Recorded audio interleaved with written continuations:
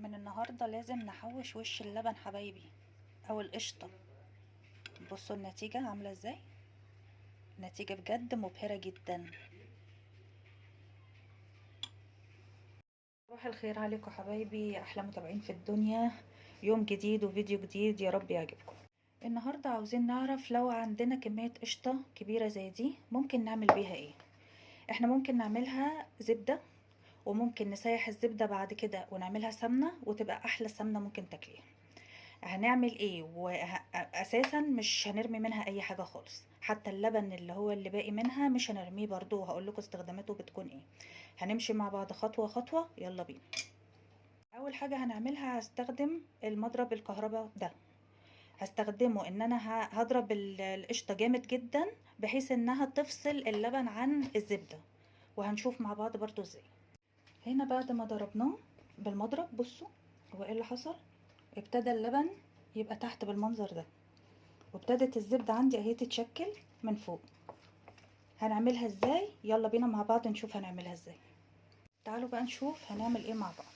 بصوا احنا بناخدها كده، ببتدي ايه، انزل اللبن منها اهو بالمنظر ده. هو على فكرة انا مطلعاها من بالليل، وكنت بجمع وش اللبن لغاية ما عملت الكمية دي وبشيله في الفريزر. بس طبعا عشان الجو اللي احنا فيه ده انا مطلعاه من بالليل، والصبح قمت بقى ايه اعمله كده معاكم اهو. بصوا بقت زبدة حلوة ازاي اهي، من غير لا مجهود ولا اي حاجة اهو.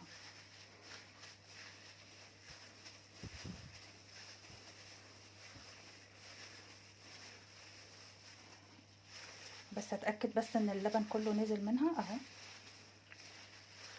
ده بواقي اللبن اللي في وش اللبن اللي هي القشطة يعني اهي.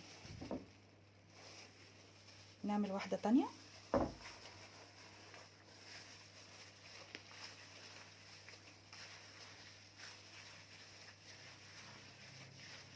اهي، واحاول انزل منها اللبن كله.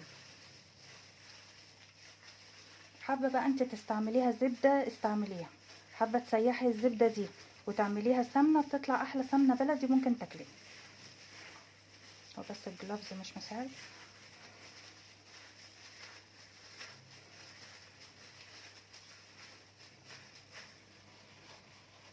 اهي.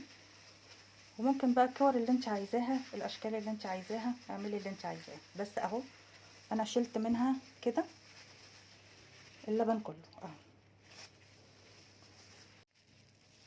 هعمل لكم واحده تاني، اكتشفت الصوره ما كانتش واضحه كفايه اهي كده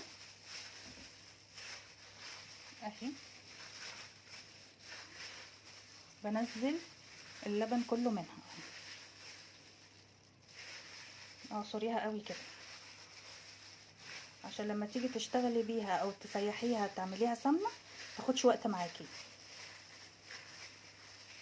اهي اهي. وده شكل الزبده اهي النهائي، زي ما انتم شايفين ما خدتش لا وقت ولا مجهود اهو. طبعا ممكن تسيحيها تبقى سمنه، وممكن تخليها كده لو انت بتشتغلي بيها كده عادي اهي. وبالنسبه للبن اللي باقي هو برضو كميه اهو. بعمل بيه ايه بقى؟ ممكن تقسميه على اكياس وتشتغلي بيه في المعجنات مثلا، او بنزود بيه البشاميل بتاع المكرونه. بنعمل بيه كذا حاجه يعني، مش هيترمي اكيد، ان هو مش هيترمي لانه دسم وجميل جدا. بس كده. بالنسبه للتسييح بتاع الزبده انا كنت نزلت فيديو قبل كده بتاع تسييح الزبده، هو اللي هسيح بيه المره دي نفس الطريقه. بس هوريكم بس ايه الناتج النهائي بتاع السمنه، لان انا دلوقتي هسيحه، فهوريكم برضو السمنه في الشكل النهائي بتاعها شكلها ازاي. هنا انا حطيتها في الحله على اساس ان انا هسيحها خلاص هعملها سمنه، و يعني هوريكم بقى الشكل النهائي بتاع السمنه هيطلع ازاي. ده شكل السمنه النهائي اهو بعد ما سيحتها اهو. ده لونها، ودي المرته، وحاجه نظيفه انت عاملاها في بيتك مضمونه. وكل ما يبقى عندك بقى وش لبن شيليه وهيطلع معاكي النتيجه دي حلوه جدا جدا. اشوفكم في فيديو جديد.